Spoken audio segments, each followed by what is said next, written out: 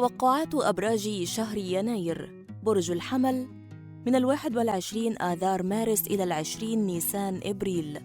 مادياً، أيام الحظ في هذا الشهر 7 و15 و20 و25. تقف في بداية الشهر حائراً أمام مشكلة مادية تواجهك، وتجد الدعم والمساعدة من أحد الأصدقاء، فتعرف كيف تواجهها بكل قوة. وفي منتصف الشهر يبصر النور مشروع كنت قد خططت له جيداً، فتشعر بالسعادة وتنجز كثيراً من المهام التي تؤدي لزيادة دخلك المادي. وفي نهاية الشهر تكون أمامك فرصة ربح أو مكافأة مادية، وعليك الاستفادة منها بذكاء. رقم الحظ 9. مهنياً، الأيام الهامة والأكثر سعادة في هذا الشهر 8 و16 و22 و27. تحصل هذا الشهر على مكافأة نتيجة العمل الشاق الذي قمت به في مسار حياتك المهنية، وتجد أن جميع المؤشرات تشير إلى نجاح وتقدم أعمالك، وتكون على موعد لاتخاذ قرارات مهنية حاسمة وهامة لا يمكن تأجيلها. حاول البحث عن مكامن القوة لديك، وسخرها لتنجح في تفادي كل السلبيات التي قد تواجهك في منتصف الشهر. وقد تجد نفسك مع بداية الأسبوع الثالث من الشهر في مرحلة جديدة، وتتخذ قرارات جذرية لتحسين وضعك المهني، مستفيداً من تجاربك الماضية، وتنظر إلى المستقبل بتفاؤل. اليوم الأفضل الثلاثاء. عاطفياً، العازب، إذا كنت من مواليد العشرية الأولى من 21 وإلى 31 من مارس، سوف تلتقي في بداية الشهر مع شخص يغير طريقة حياتك، ويجعلك تبتعد عن حياة اللامبالاة والضياع التي تعيشها. وقد يتسلل الحب إلى قلبك بهدوء وقوة، ويأخذك إلى نبع السعادة فتغترف منه دون أن ترتوي. أما إذا كنت من مواليد العشرية الثانية من 1 وإلى 10 من إبريل، تمر في الأسبوع الأول من الشهر ببعض التقلبات العاطفية التي تدخل القلق والشك إلى عقلك وقلبك. الثقة بالنفس ستعيد التوازن إلى حياتك، لأنك سوف تكتشف في منتصف الشهر أنك كنت تعيش وهم الغيرة الغير مبررة. وفي الأسبوع الأخير من الشهر تعيش لحظات حب ومتعة مع الحبيب بعد أن يفاجئك برغبته بالارتباط.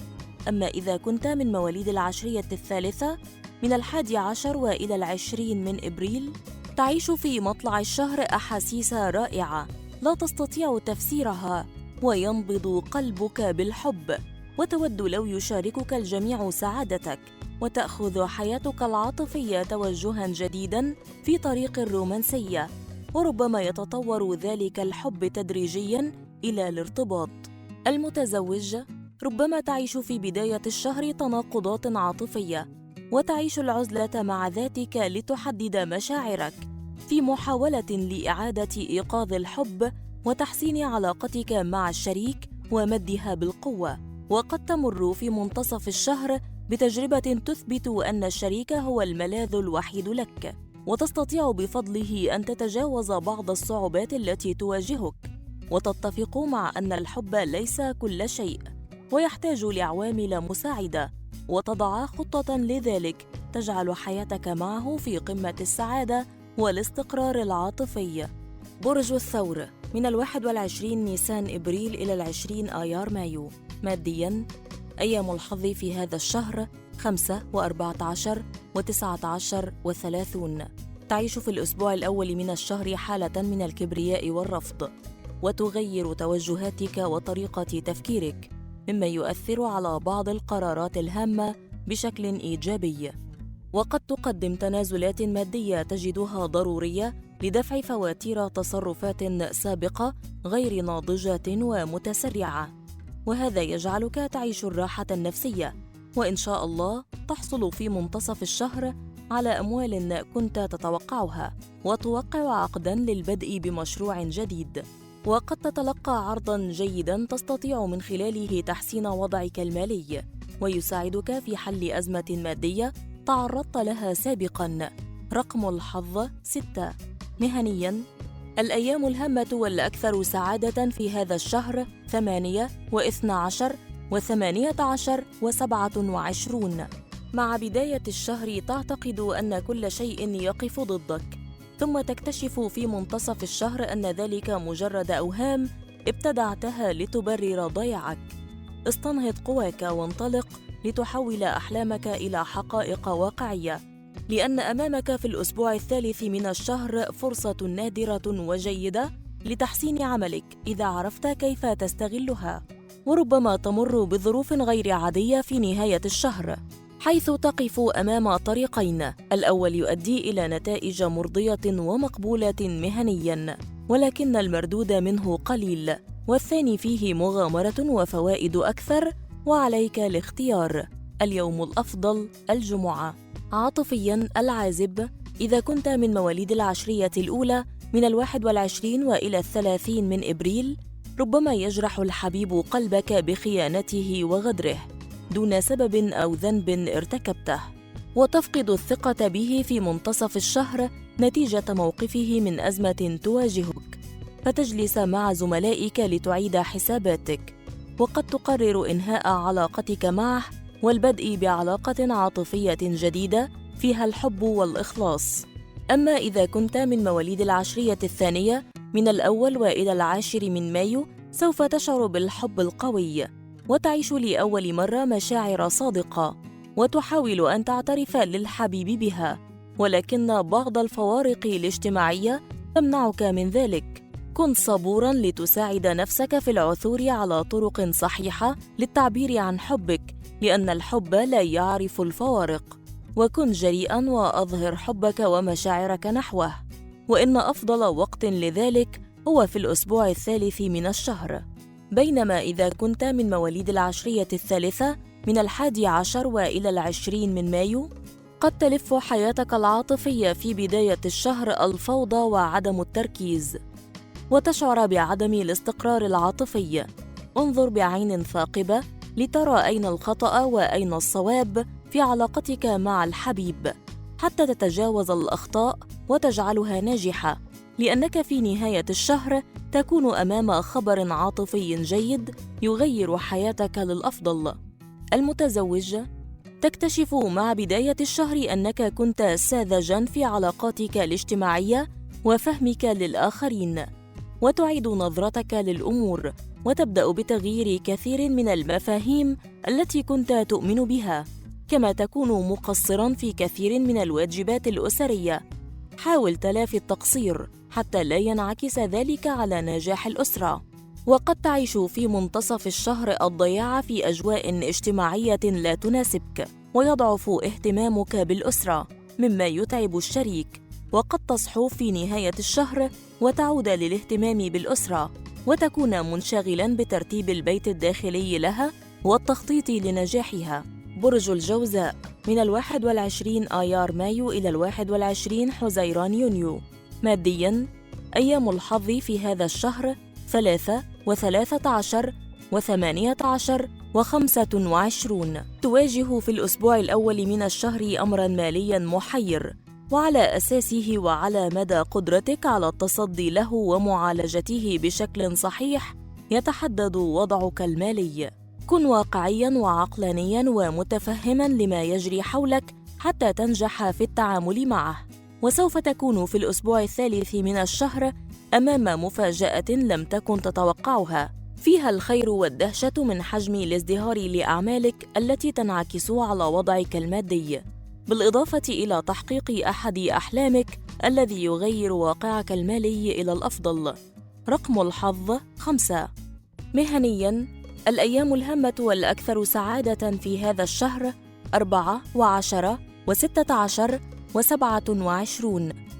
في بداية الشهر تجبرك الظروف على اتخاذ قرارات خاطئة وغير مؤمن بها، ثم تبدأ أول خطوة في العودة عن الطريق السلبي الذي كنت تسير فيه، مستفيداً من أخطاء الماضي.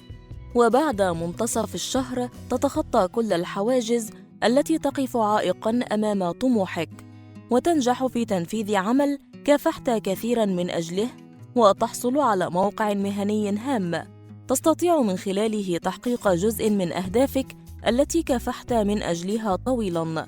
اليوم الأفضل الأربعاء. عاطفياً العازب، إذا كنت من مواليد العشرية الأولى من 21 وإلى 30 من مايو، تقف في مطلع الشهر على الأطلال وتبكي حباً ضائعاً، وقد تتخلى عن علاقة عاطفية باتت تشعرك بعدم التوافق مع الحبيب، وتبحث عن حب يشعرك بالاستقرار العاطفي، وستنجح في نهاية الشهر في إقامة علاقة عاطفية جديدة تقودك إلى الارتباط. أما إذا كنت من مواليد العشرية الثانية من 1 وإلى 10 من يونيو، قد تلتقي في بداية الشهر بالشخص الذي انتظرته طويلاً، وتعيش الصداقة المميزة معه التي تتحول إلى إعجاب.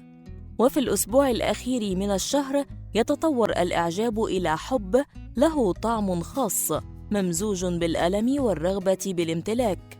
بينما إذا كنت من مواليد العشرية الثالثة من 11 وإلى 21 من يونيو، قد تكون في منتصف الشهر أمام لقاء عملي يتحول إلى عاطفي يسعدك ويغير نظرتك للحب ويجعلك متفائلاً، حيث تلتقي بالشخص الذي بحثت عنه طويلاً، وتتطور صداقتك معه إلى حب متبادل، وتعيش أروع لحظات السعادة، وربما تصل علاقتكما إلى الارتباط بعد نهاية الشهر.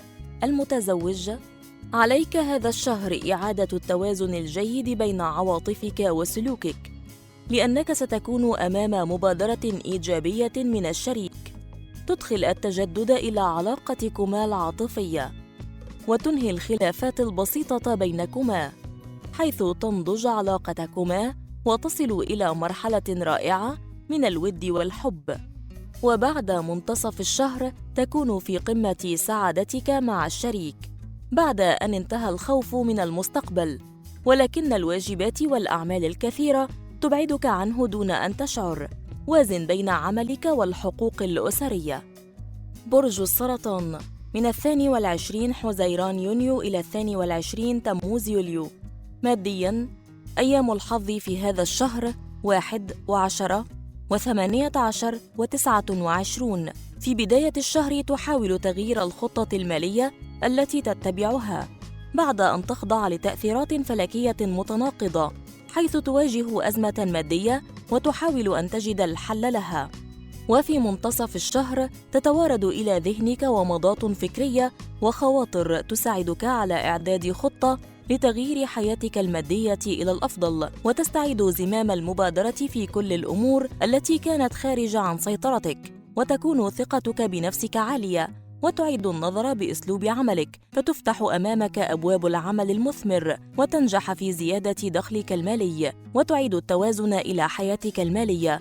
رقم الحظ 2. مهنياً، الأيام الهامة والأكثر سعادة في هذا الشهر 3 و12 و21 و28. تزول الغيوم التي حجبت عنك رؤية الواقع، وتشرق الشمس لتنير درب العمل المثمر ولتوضح طريق النجاح. وقد تجد في بداية الشهر أن مستقبلك المهني في مرحلة ازدهار، فتتصرف بجدية وتركيز، وقد يقودك لارتقاء سلم النجاح بقوة. وفي منتصف الشهر يبهرك سحر التفوق والنفوذ، ويزيد رغبتك في التحكم في مفاصل الأمور للوصول لهدفك، فتنطلق في طريق صعب وتبدأ بتنفيذ ما آمنت به. ولكن احذر عدوك مرة واحذر صديقك 1000 مرة، لأنهما سوف يستغلان مكامن ضعفك في محاولة لتحقيق مصالحهما المهنية والمعنوية على حساب مصلحتك وأهدافك. اليوم الأفضل الاثنين. عاطفياً العازب، إذا كنت من مواليد العشرية الأولى من 22 يونيو إلى 1 من يوليو، ربما تكتشف في بداية الشهر أن الحبيب مزاجي ومتقلب، ويراوغ في إعلان حبكما وتحديد موعد الارتباط، وتكتشف أن أفكاره عن الاستقلالية والالتزام لا تتفق مع قناعاتك، فتعيش صراعاً بين حبك وبين رغبتك بالتحرر من أي ارتباط. لا تترك عواطفك تتحكم بمسير حياتك، فالحبيب غير واضح ولا يناسبك، وأنت تحتاج لمن يعرف قيمتك. أما إذا كنت من مواليد العشرية الثانية من 2 وإلى 11 من يوليو، سوف تشعر في بداية الشهر بالاستغراب بسبب تصرفات الحبيب الغير مفهومة وعدم اتزانه وتغير مواقفه، وينتقل الحب والود معه إلى حالة من الضجر. ولكن قبل نهاية الشهر تزداد ثقتك بنفسك وتحاول أن تحافظ على عمق العلاقة معه وتنجح في إعادتها إلى قوتها وطبيعتها. بينما إذا كنت من مواليد العشرية الثالثة من 12 وإلى 22 من يوليو، سوف تبحث عن الهدوء والسلام الداخلي من خلال علاقتك العاطفية والتأمل الروحي، ويساعدك الحبيب بذلك ويفعل كل ما تريد لتكون راضياً عنها، وقد يفاجئك بطلب الارتباط قبل نهاية الشهر. المتزوج تشعر بالقلق في بداية الشهر لأن علاقتك العاطفية مع الشريك تفقد حرارتها وتتحول تدريجياً إلى التعود والرتابة، وربما تكون في منتصف الشهر أمام مغريات من الصعب مقاومتها، ولكنك تكون قوياً ومخلصاً وملتزماً بأسرتك. وسوف تنتهي فترة التوتر بالعلاقة مع الشريك وتعيش فترة جديدة من الحب والعشق، ويعود الاستقرار العاطفي والتفاهم معه إلى قوته في نهاية الشهر نتيجة أمر عائلي يسعد الأسرة. برج الأسد من 23 تموز يوليو إلى 22 آب أغسطس. مادياً، أيام الحظ في هذا الشهر 2 و11 و20 و26. يبتسم الحظ وتتاح لك فرصة لتحسين وضعك المادي في الأسبوع الأول من الشهر. حاول استغلالها بذكاء كي تحقق حلماً عملت من أجله طويلاً، لأنك في هذا الشهر ستكون على موعد مع الحظ المطلق وتجد الظروف مناسبة للانطلاق إلى تحسين واقعك المادي. وفي منتصف الشهر تكون أمام أمور هامة لا يمكن تأخيرها وتحتاج للتنفيذ. ضع سلماً للأولويات وابدأ في الأمور العملية المدروسة وسوف تجد كل الخير والنجاح بإذن الله. ولكن قد تقف حائراً في نهاية الشهر أمام خيارين لتنفيذ مشروع كنت قد أمنت وسائل تنفيذه. ابحث عن خيار ثالث واستعن بالمختصين لنجاحه. رقم الحظ 1. مهنياً، الأيام الهامة والأكثر سعادة في هذا الشهر 1 و10 و21 و29. تستلم في بداية الشهر عملاً صعباً وهاماً فتنجح فيه نجاحاً يدعو للإعجاب من الجميع وتنال عليه التقدير والثناء وتجني الفائدة المعنوية. وقد تكون في منتصف الشهر على موعد مع اتخاذ قرارات مهنية حاسمة وهامة لا يمكن تأجيلها. استخدم العقلانية والحكمة وسرعة البديهة لتكون قراراتك ناجحة. وقد تكون في نهاية الشهر أمام قفزة مهنية تحقق حلماً كان صعب المنال. اليوم الأفضل الأحد. عاطفياً، العازب، إذا كنت من مواليد العشرية الأولى من 23 من يوليو وإلى الأول من أغسطس، سوف تعيش في بداية الشهر عذاباً ممتعاً وحباً قوي وأحاسيس رائعة تدعوك لأن تتحدى الواقع، لأنك تتأكد أن الحب يغزو قلبك. وقد تخاف في منتصف الشهر من فقدان هذا الحب نتيجة ظروف محيطة بك. اطمئن لأن الحظ والحبيب يقفان بجانبك وستشعر بالهدوء والسلام الداخلي من خلال علاقتك العاطفية. أما إذا كنت من مواليد العشرية الثانية من 2 وإلى 12 من أغسطس، تجد في بداية الشهر الإعجاب من بعض المحيطين وتحتفظ بقلبك بعيداً عن الحب لأنك تحلم بالكثير وتطلب المستحيل، ولكن الحب الذي يؤدي للارتباط قادم في نهاية الشهر بعد أن تلتقي بشخص يستحوذ على تفكيرك، حيث تعيش الحب الذي يمدك بالقوة والطاقة. بينما إذا كنت من مواليد العشرية الثالثة من 13 وإلى 22 من أغسطس، لن تحصل على الحب الذي تريد أن تعيشه أو تتمناه في هذا الشهر، ولكن صبرك وعدم تقديم التنازلات سيوصلك إلى حب مميز بعد نهايته، حيث تكون لديك الفرصة للتغيير في حياتك وتعيش حياة عاطفية هادئة. المتزوج، تمر هذا الشهر مع الشريك بلحظات مميزة فيها الحب العميق والاندماج الروحي، وفي منتصف الشهر تحتفل معه بتحقيق حلم مشترك عملتما من أجله كثيراً، وواجهتما الصعوبات وقدمتما التضحيات لإنجازه، ولكن عليك الحذر من نتائج الجدل والحوار داخل الأسرة حول قضية تتعلق بأحد أفرادها. حاول تأمين المستلزمات الأساسية لمستقبله، ولا تكن ضعيفاً وتوافق على كل الأشياء التي يطلبها دون قناعتك بصحتها. برج العذراء، من 23 آب أغسطس إلى 22 أيلول سبتمبر. مادياً، أيام الحظ في هذا الشهر 6 و14 و24 و30. تكون على طريق الثروة، حيث تزول العقبات المادية من طريقك. سر بقوة واستفد من الحظ الذي يرافقك خلال هذا الشهر لزيادة دخلك المادي من خلال العمل المثمر والمدروس، وكن حذراً من الصعوبات التي قد تواجهك في منتصف الشهر حتى لا تخطئ في قراراتك، ولا تحاول تحطيم الحواجز والقفز فوق الواقع لتصل إلى طموحك المادي، لأن هذه الفترة غنية بالأحداث الهامة لصالحك، وسوف تبدأ بالسير في طريق التميز في الأسبوع الأخير من الشهر، وتحقق إنجازات تضعك على طريق الثروة المتوسطة. رقم الحظ 5. مهنياً، الأيام الهامة والأكثر سعادة في هذا الشهر 2 و13 و18 و24. تتاح لك في بداية الشهر فرصة هامة لتحسين وضعك المهني بمساعدة أحد الأصدقاء القدامى، وعليك الاستعداد لبعض التغيير الإيجابي على الصعيد المهني ابتداءً من منتصف الشهر، حيث تخوض تجربة مهنية مختلفة وتجد أن سبل النجاح مفتوحة أمامك، ولكن عليك في نهاية الشهر التركيز والمثابرة والحذر من بعض الصعوبات التي لم تكن تتوقعها، والتي تقف حائلاً أمام بناء مستقبلك المهني كي تتجاوزها بنجاح، وسيكون مستقبلك جيداً بإذن الله. اليوم الأفضل الأربعاء. عاطفياً، العازب، إذا كنت من مواليد العشرية الأولى من 23 أغسطس وإلى الأول من سبتمبر، قد تلتقي في منتصف الشهر بالصدفة مع أحد أصدقاء الطفولة، وقد يكون أجمل وأمتع لقاء في حياتك، لأنه سينتهي بالاتفاق على الزواج بعد أن يأسر قلبك وينسيك تجربتك العاطفية السابقة، ويجعلك متفائلاً في نجاح علاقتكما العاطفية.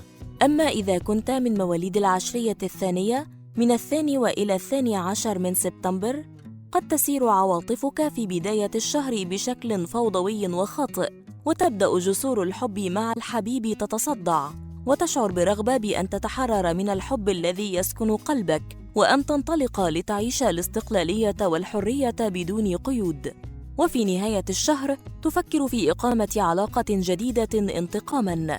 لا تتسرع لأنه لم يحن الوقت لذلك. بينما إذا كنت من مواليد العشرية الثالثة من 13 وإلى 22 من سبتمبر، ربما تعيش في الأسبوع الأول من الشهر العلاقة العاطفية المتمردة على الواقع والعادات، وتسير في طريق محفوف بالأخطاء، وتندفع وراء قلبك دون إعطاء أي اعتبار للمجتمع وتقاليده، ثم تكتشف أن ذلك لم يرضي طموحك، وتعيد النظر في سلوكك، وتبدأ اعتباراً من منتصف الشهر بالسير في طريق الحب العقلاني الذي يقودك إلى الارتباط. المتزوج، تعيش في بداية الشهر أزمة فعلية مع الشريك بسبب الغيرة والشك، ولكنك لا تفقد الثقة به. اعلم أن الشك والغيرة تعكر صفو العلاقة العاطفية، وأنت بحاجة لتسمو بتفكيرك عن تلك الترهات، لأن الأزمة التي تمر بها علاقتك العاطفية وقتية وتحتاج للعقلانية. لا تتسرع باتخاذ أي قرار قد تندم عليه في المستقبل، لأنك سوف تكتشف في منتصف الشهر مدى حب وإخلاص الشريك، فتخضع علاقتك معه لتغيرات إيجابية، ثم تشهد حياتك العاطفية بعد ذلك الاستقرار، وتجد النجاحات المتكررة لأفراد الأسرة. برج الميزان، من 23 أيلول سبتمبر إلى 22 تشرين الأول أكتوبر.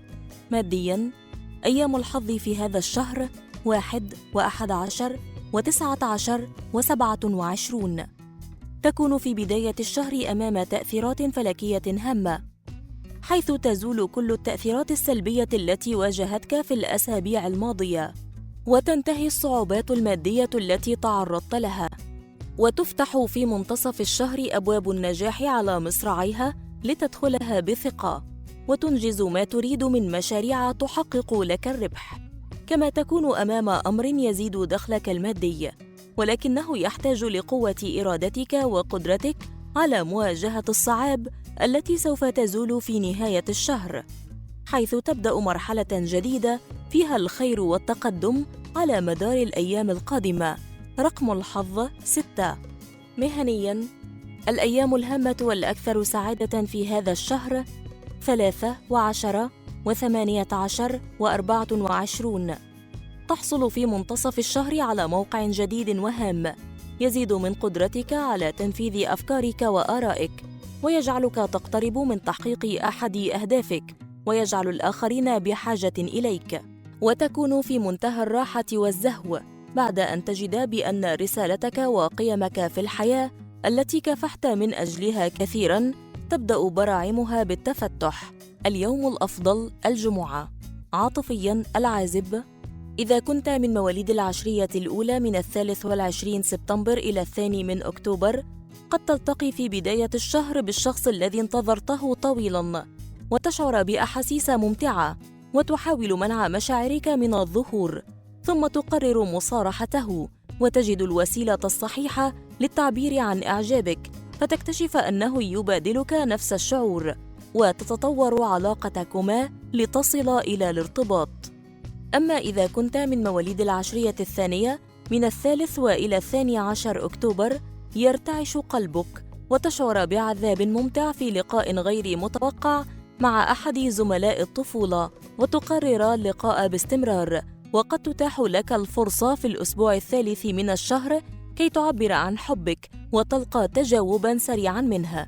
بينما إذا كنت من مواليد العشرية الثالثة من 13 وإلى 12 أكتوبر، ربما تتهرب في بداية الشهر من مشاعرك، منتظراً أن تتأكد من قوة حب الحبيب واستعداده للارتباط. وفي منتصف الشهر يبرهن الحبيب على جديته وقوة حبه. المتزوج، تقيم في بداية الشهر علاقات اجتماعية جديدة تستفيد منها في تحسين وضعك المهني، الذي ينعكس إيجابياً على وضعك العاطفي مع الشريك. ثم تكون أمام بعض المسؤوليات العائلية الهامة والتي تتطلب الحكمة والعمل الجاد. وفي نهاية الشهر تجد مبادرة طيبة وغير تقليدية من الشريك تدخل التجدد إلى علاقتكما، وتجعل حياتكما أكثر إثارة، وهو يحتاج إلى صفحك وحنانك، فلا تقسو عليه وسامحه على الخطأ الذي ارتكبه دون قصد. برج العقرب، من 23 تشرين الأول أكتوبر إلى 22 تشرين الثاني نوفمبر. مادياً، أيام الحظ في هذا الشهر 3 و9 و18 و25. تجد أمامك في بداية الشهر وقائع وأموراً جديدة تشاهدها لأول مرة وتتابعها بدهشة واهتمام، وتجعلك تغير كل آرائك وتوجهاتك في الأسلوب لتحسين وضعك المادي. وقد تواجهك في منتصف الشهر بعض الصعوبات المادية، ولكنها لن تمنعك من خوض مجالات جديدة تفتح أمامك أبواب الإبداع. وقد تتخذ في نهاية الشهر قراراً هاماً يزيد دخلك المادي، وتنال ثمرة جهدك، وتحصل على أرباح مادية تدعم مشاريعك المستقبلية. رقم الحظ 9. مهنياً، الأيام الهامة والأكثر سعادة في هذا الشهر 1 و9 و14 و23. تكون بحاجة لمن يقف بجانبك ويساعدك لتحسين ظروفك المهنية، ولكن للأسف لا تجد إلا الوعود الوهمية والكاذبة. اعتمد على نفسك وقف في الظل، وراقب ما يدور حولك لتعرف كيف تتصرف، لأن الأمور غير واضحة، ومع ذلك ستتغير للأفضل بعد منتصف الشهر. حيث تضع الحلول اللازمة لكل الأمور المهنية الطارئة التي قد تواجهك، معتمداً على نفسك ومبتعداً عن وعود الآخرين. وفي نهاية الشهر تعيش نشوة الانتصار بعد اطلاعك على نتائج أعمالك الناجحة، وتبدأ بالتخطيط لعمل أكبر. اليوم الأفضل الثلاثاء. عاطفياً العازب. إذا كنت من مواليد العشرية الأولى من 23 أكتوبر وإلى 1 من نوفمبر، ربما تجد في بداية الشهر أنك لا تعرف الحب الحقيقي، وأن علاقاتك العاطفية هي مجرد نزوات ورغبات، فتعود للتفكير في مستقبلك العاطفي. وقد يحدث في منتصف الشهر أمر عاطفي لم تكن تتوقعه، يكون له وقعاً كبيراً في نفسك ويجعلك تقوم بإعادة النظر في علاقاتك، وسوف تنجح في نهاية الشهر في تغيير مسار حياتك العاطفية إلى الأفضل. أما إذا كنت من مواليد العشرية الثانية من 2 وإلى 12 من نوفمبر، سوف تعيش هذا الشهر الحب الحقيقي بعد طول انتظار، وسيكون شعلة تضيء الطريق لتدخل قفص الزوجية، وتكون أخيراً قادراً على ترك العنان لعواطفك. ولكن كن حذراً في نهاية الشهر من تدخل بعض الأشخاص لإفشال هذا الحب الطاهر. بينما إذا كنت من مواليد العشرية الثالثة من 13 وإلى 22 من نوفمبر، ربما تعيش في بداية الشهر وهم الحب الخالد، وتنسى أن الإنسان يتغير في كل لحظة، وأن الحبيب من النوع المتقلب، ثم تكتشف أن الحب أصبح عبئاً على مسار حياتك، وتفقد الأمل بوصوله إلى الارتباط. ولكن قبل نهاية الشهر تلتقي مع شخص جدي يحلم بالارتباط بك. المتزوج تعيش هذا الشهر في أجواء من الفرح، وتشعر بالرضا عن نفسك وعن ترابط أسرتك، ويغمرك الشريك بحبه وبالمفاجآت السعيدة، وتعيش قمة العلاقة الناجحة. وقد تعقد اجتماعاً عائلياً هاماً في منتصف الشهر ينتهي بالاتفاق على الخطوات اللازمة لبناء مستقبل الأسرة المادي والمعنوي. ولكن عليك الحذر في نهاية الشهر من مشاحنات صغيرة سببها الاختلاف بالرأي حول مواضيع تتعلق بمسيرة الأسرة وعلاقتها مع الجوار. برج القوس. من 23 تشرين الثاني نوفمبر إلى 22 كانون الأول ديسمبر. مادياً، أيام الحظ في هذا الشهر 5 و13 و21 و29. تعيش في بداية الشهر حالة من الضياع، وتكون دائم الانفعال ومتقلب المزاج بسبب الحالة المادية الصعبة التي تتعرض لها، كما تعيش فترة من اللامبالاة وعدم المسؤولية، وتترك كل الأمور للظروف دون التأثير فيها، وهذا لن يفيدك بشيء. أين قوتك وطموحك؟ الحياة جميلة رغم مشاكلها، والمتعة في تحدي الصعوبات، وستجد بعد منتصف الشهر الحلول الناجحة للأزمة المالية التي تمر بها، وسوف تختار الطريق السليم لتحويل كل شيء صعب إلى سهل، وسوف يزدهر وضعك المالي مع نهاية الشهر. رقم الحظ 3. مهنياً، الأيام الهامة والأكثر سعادة في هذا الشهر 4 و12 و17 و23. قد تحاول تطبيق أفكار جديدة ومتطورة مع بداية الشهر، وربما تجد بعض الصعوبات خلال التطبيق، ولكنك ستتجاوزها بفضل صبرك وإصرارك على النجاح. بعد أن تكتشف مواطن القوة والضعف في نفسك وتسخرها لمصلحتك، ويساعدك الحظ في تفادي كل السلبيات التي تواجهك لتنفيذ المشاريع التي خططت لها، وتجد في منتصف الشهر النجاح على الصعيد المهني، وتتقدم بسرعة إلى الأمام أكثر مما كنت تتوقع. وفي نهاية الشهر تجد تحسناً في عملك بشكل ملحوظ يؤدي إلى أن تعيش السعادة والراحة النفسية. اليوم الأفضل الخميس. عاطفياً، العازب. إذا كنت من مواليد العشرية الأولى من 23 نوفمبر وإلى 2 من ديسمبر، تسعى هذا الشهر للاستقرار العاطفي، وتطلب من الحبيب الارتباط، وربما يحاول تأجيله متذرعاً بالظروف المادية الصعبة، فتقرر العمل لمساعدته كي تكتشف مدى جديته، وسيتضح لك كل شيء مع نهاية الشهر. أما إذا كنت من مواليد العشرية الثانية من 3 وإلى 12 من ديسمبر، قد تكون في بداية الشهر أمام قرار صعب يتعلق بحياتك العاطفية، وتعيش الارتباك والحيرة لأنك لم تستطيع نسيان علاقتك السابقة. خذ الوقت الكافي وفكر كثيراً قبل اتخاذ القرار، لأنك سوف تجد الحب الحقيقي يطرق بابك في الأسبوع الأخير من الشهر، وسيحدد مسار علاقتك العاطفية في المستقبل. بينما إذا كنت من مواليد العشرية الثالثة من 13 وإلى 22 من ديسمبر، ربما تشهد تقلبات عاطفية غير منطقية في بداية الشهر، وتجبرك الظروف على تغيير نظرتك للحب ومفاهيمه، وتقرر وضع قلبك في قفص حديدي وتعيش بعيداً عن أصدقائك. تفاءل لأن الحب الحقيقي ينتظرك في الأسبوع الأخير من الشهر. المتزوج، تبحث في هذا الشهر عن مشاعر جديدة للهرب من الجمود في علاقتك العاطفية مع الشريك، ولكنك تكتشف أنه يضحي بكل شيء من أجلك دون أن ينتظر أي مقابل، فتقرر أن تكون أكثر وفاء وتضحية. لا تستغل طيبة قلب وسذاجة الشريك وإيمانه بأنك قدوة له، وأعطه حقه من الحب والمساندة.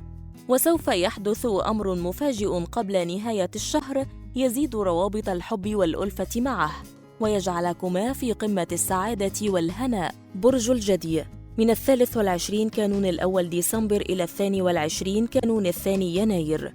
مادياً، أيام الحظ في هذا الشهر 5 و17 و24 و29.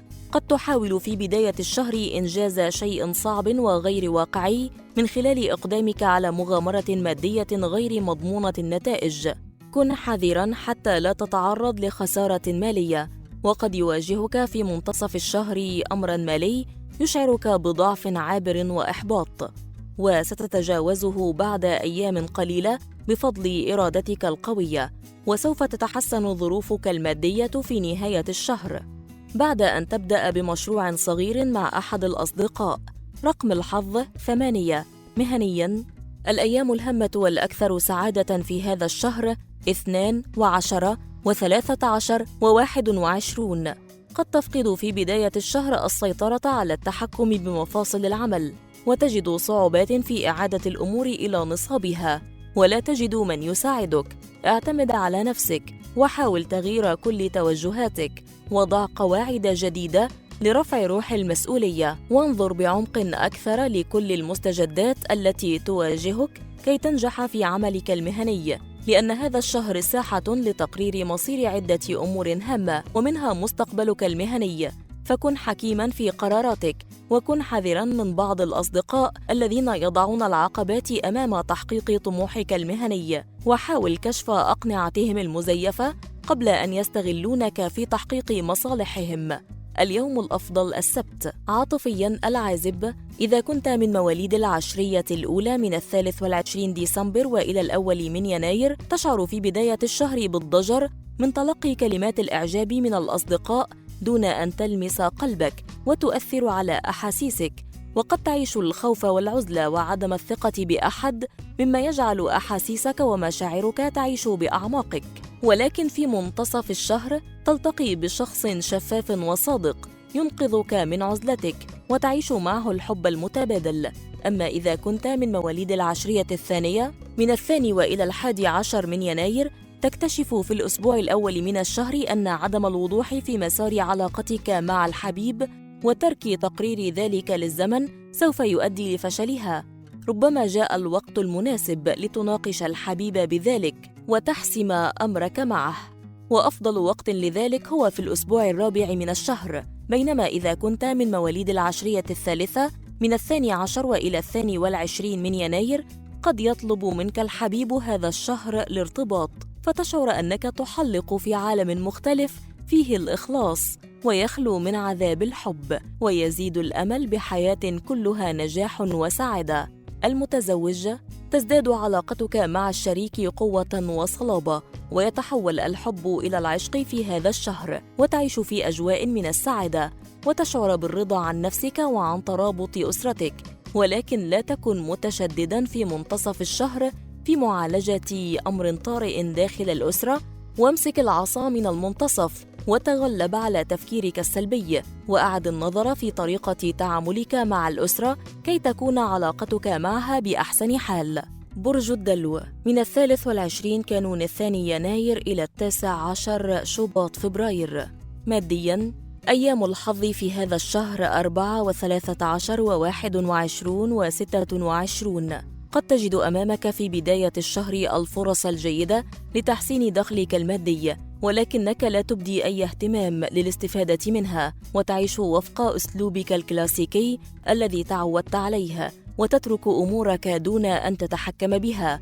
انهض بقوة واستفد من تلك الفرص لإنهاء الأزمة المالية التي تمر بها، كي تنتقل من حالة الإحباط إلى النشاط والثقة بالنفس، لأنه وفي منتصف الشهر سوف تنتهي بإذن الله الأزمة المالية التي تراكمت بسبب عدم التوازن بين وارداتك المحدودة ومصاريفك الزائدة، وتكون أمامك فرصة ربح أو مكافأة مادية. عليك معرفة طريق الوصول إليها. رقم الحظ 4. مهنياً، الأيام الهامة والأكثر سعادة في هذا الشهر 5 و11 و15 و24.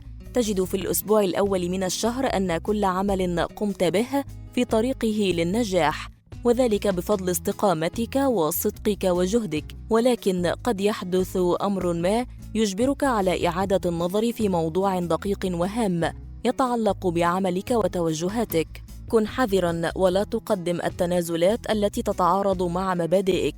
وفي منتصف الشهر قد يكتنف الغموض بعض الأمور المهنية المحيطة بك، وتواجه صعوبات في محاولة فك رموزها. اطمئن، لأنه وقبل نهاية الشهر سينكشف ويوضح كل شيء أمامك.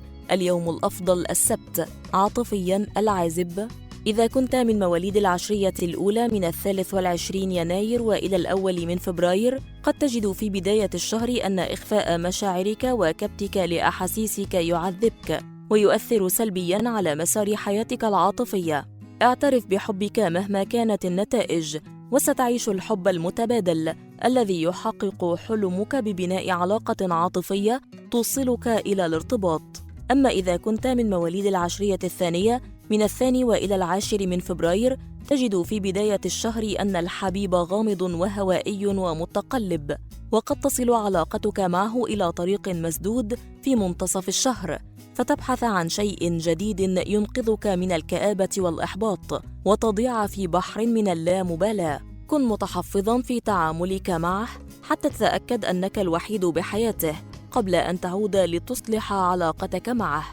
بينما إذا كنت من مواليد العشرية الثالثة من 11 وإلى 19 من فبراير، تجد في الأسبوع الأول من الشهر أن الحب المتبادل كذبة كبيرة، وأن هناك دائما طرفا خاسرا، وتقرر ألا تكون ذلك الطرف، فتعيد النظر بعلاقتك العاطفية بعد أن تعيش حالة إحباط لفترة قصيرة تجعلك تجري تغيرات جذرية في حياتك العاطفية، وتقرر الارتباط عن طريق العقل بدلاً من القلب.